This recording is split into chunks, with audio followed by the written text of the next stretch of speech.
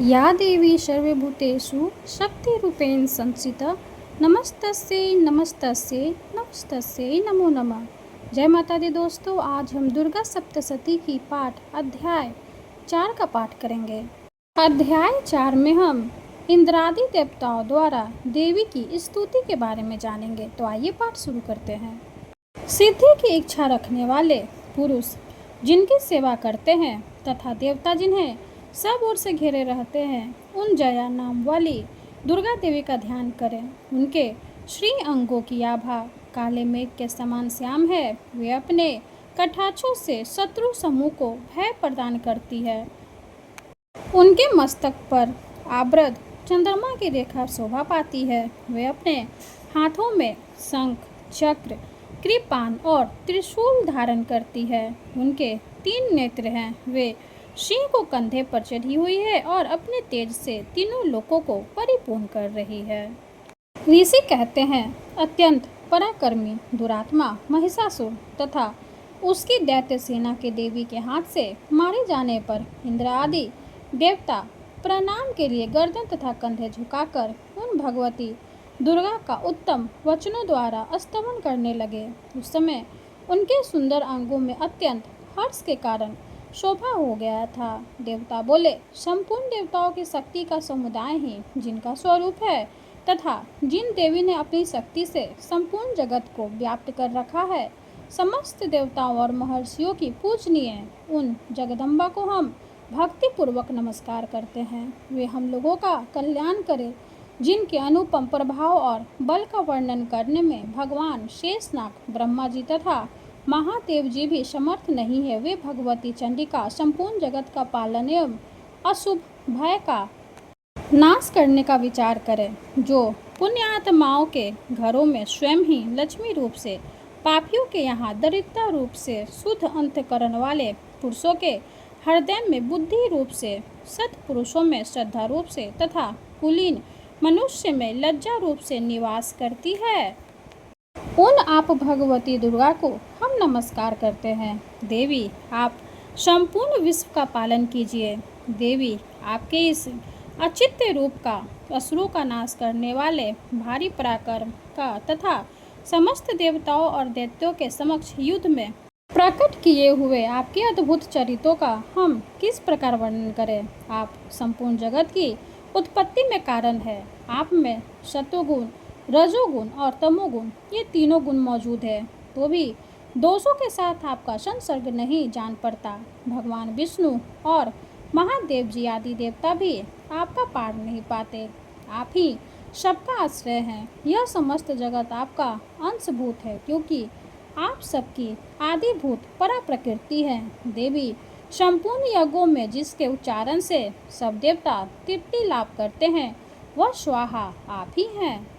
इसके अतिरिक्त आप पितरों की भी तृप्ति का कारण है, तो सब लोग आपको स्वधा भी कहते हैं। देवी, जो मोक्ष की प्राप्ति का साधन है, अचित्य महाव्रत स्वरूपा है। समस्त दोषों से रहित जितेंद्रिय तत्व को ही सार वस्तु मानने वाले तथा मोक्ष की अभिलाषा रखने वाले मुनिजन जिसका अभ्यास करते हैं, वह भगवती पराविद्या आप ही हैं। आप शब्द स्वरूपा हैं। अत्यंत निर्मल ऋग्वेद, यजुर्वेद तथा उदित के मनोहर पदों के पाठ से युक्त सामवेद का भी आधार आप ही है।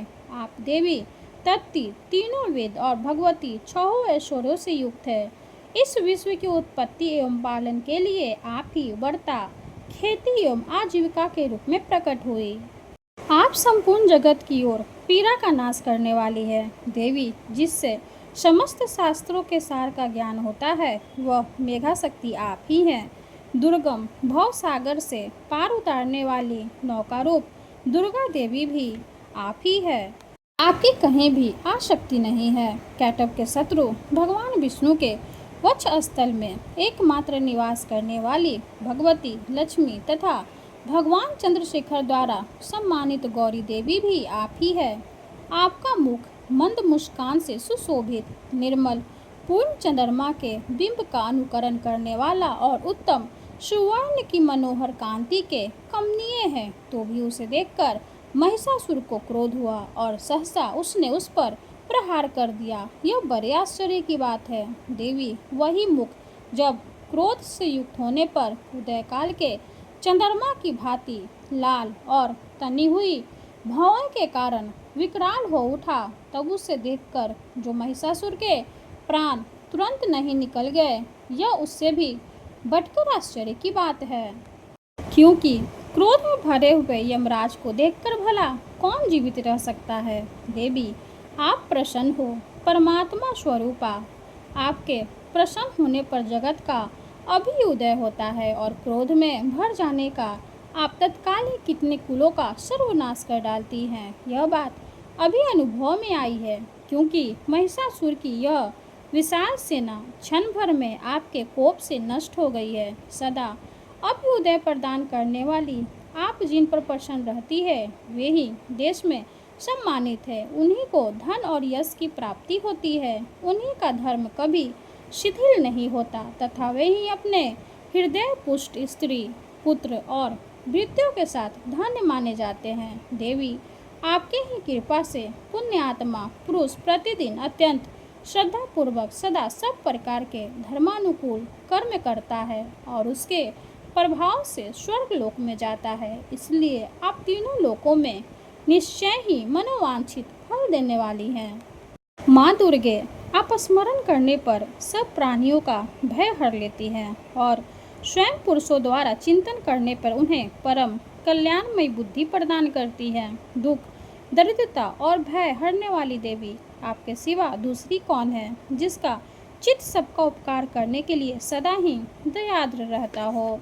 देवी इन राक्षसों के मारने से संसार को सुख मिले तथा ये राक्षस चिरकाल तक नरक में रहने के लिए भले ही पाप करते रहे हो, इस समय संग्राम में मृत्यु को प्राप्त होकर स्वर्ग लोक में जाए। निश्चय ही यही सोचकर आप शत्रुओं का वध करती हैं। आप शत्रुओं पर शस्त्रों का प्रहार क्यों करती हैं? समस्त असुरों की दृष्टिपात मात्र से ही भस्म क्यों नहीं कर देती? इसमें एक रहस्य है। ये शत्रु भी हमारे शस्त्रों से पवित्र होकर उत्तम लोकों में जाए, इस प्रकार उनके प्रति भी आपका विचार अत्यंत उत्तम रहता है। खड़ग के तेज पुत्र की भयंकर दीप्ति से तथा आपके त्रिशूल के अग्रभाग की घनीभूत प्रभा से चौंधियाकर जो असुरों की आंखें फूट नहीं गई, उसमें कारण यही था कि वे मनोहर रश्मियों से युक्त चंद्रमा के समान आनंद प्रदान करने वाले आपके इस सुंदर मुख का दर्शन करते हैं। आपका शील दुराचारियों के बुरे बर्ताव को दूर करने वाला है। साथ ही यह रूप ऐसा है जो कभी चिंतन में भी नहीं आ सकता और जिसकी कभी दूसरों से तुलना भी नहीं हो सकती, तथा आपका बल और पराक्रम तो उन दैत्यों का भी नाश करने वाला है जो कभी दैत्यों के पराक्रम को भी नष्ट कर चुके थे। इस प्रकार अपने शत्रुओं पर भी अपनी दया की प्रकट की है। वरदायिनी देवी आपके इस पराक्रम की किसके साथ तुलना हो सकती है तथा शत्रुओं को भय देने वाला एवं अत्यंत मनोहर ऐसा रूप भी आपके सिवा और कहाँ है। हृदय में कृपा और युद्ध में निष्ठुरता, ये दोनों बातें तीनों लोकों के भीतर केवल आप में ही देखी गई है। माता आपने शत्रुओं का नाश करके इस समस्त त्रिलोकी की रक्षा की है। उन शत्रुओं को भी युद्ध भूमि में मारकर स्वर्गलोक में पहुंचाया है तथा उन्मत्त दैत्यों से प्राप्त होने वाले हम लोगों के भय को भी दूर कर दिया है। आपको हमारा नमस्कार है। देवी आप सूल से हमारी रक्षा करें। अंबिके आप खड़ग से हमारी रक्षा करें तथा घंटा की ध्वनि और धनुष की टंकार से भी हम लोगों की रक्षा करें। चंडी के पूर्व, पश्चिम और दक्षिण दिशा में आप हमारी रक्षा करें तथा ईश्वरी अपने त्रिशूल को घुमाकर आप उत्तर दिशा में भी हमारी रक्षा करें।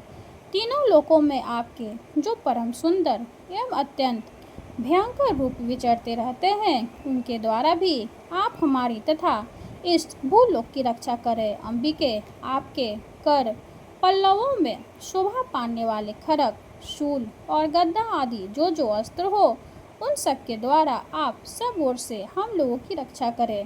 ऋषि कहते हैं, इस प्रकार जब देवताओं ने जगन माता दुर्गा की स्तुति की और नंदन वन के दिव्यों पुष्पों एवं गंध चंदन आदि के द्वारा उनका पूजन किया, फिर सबने मिलकर जब भक्तिपूर्वक दिव्य धूपों की सुगंध निवेदन की, तब देवी ने प्रसन्न वदन होकर प्रणाम करते हुए सब देवताओं से कहा। देवी बोली, देवताओं, तुम सब लोग मुझसे जिस वस्तु की अभिलाषा रखते हो उसे मांगो। देवता बोले, भगवती ने हमारी सब इच्छा पूरी कर दी, अब कुछ भी बाकी नहीं है, क्योंकि हमारा यह शत्रु महिषासुर मारा गया। महेश्वरी, इतने पर भी यदि आप हमें और वर देना चाहती हैं तो हम जब जब आपका स्मरण करें तब तब आप दर्शन देकर हम लोगों के महान संकट दूर कर दिया करें, तथा प्रसन्न मुखी अंबिके, जो मनुष्य इस स्रोतों द्वारा आपकी स्तुति करे, उसे वित्त, समृद्धि और वैभव देने के साथ ही उसकी धन और स्त्री आदि संपत्ति को भी बढ़ाने के लिए आप सदा हम पर प्रसन्न रहें। ऋषि कहते हैं, राजन, देवताओं ने जब अपने तथा जगत के कल्याण के लिए भद्रकाली देवी को इस प्रकार प्रसन्न किया, तब वे तथास्तु कहकर वहीं अंतर्धान हो गए। भूपाल, इस प्रकार पूर्व काल में तीनों लोकों का हित चाहने वाली देवी जिस प्रकार देवताओं के शरीर से प्रकट हुई थी, वह सब कथा मैंने कह सुनाई। अब पुनः देवताओं का उपकार करने वाली वे देवी दुष्ट दैत्यों तथा शुंभ निशुंभ का वध करने एवं सब लोगों की रक्षा करने के लिए गौरी देवी के शरीर से जिस प्रकार प्रकट हुई थी, वह सब प्रसंग मेरे मुंह से सुनो, मैं उसका तुमसे यथावत वर्णन करता हूँ। इस प्रकार श्री मार्कंडेय पुराण में शौर्णिक मानवंतर की कथा के अंतर्गत देवी महात्म्य में शक्रादि स्तुति नामक 14 अध्याय पूरा हुआ। माता रानी की जय हो।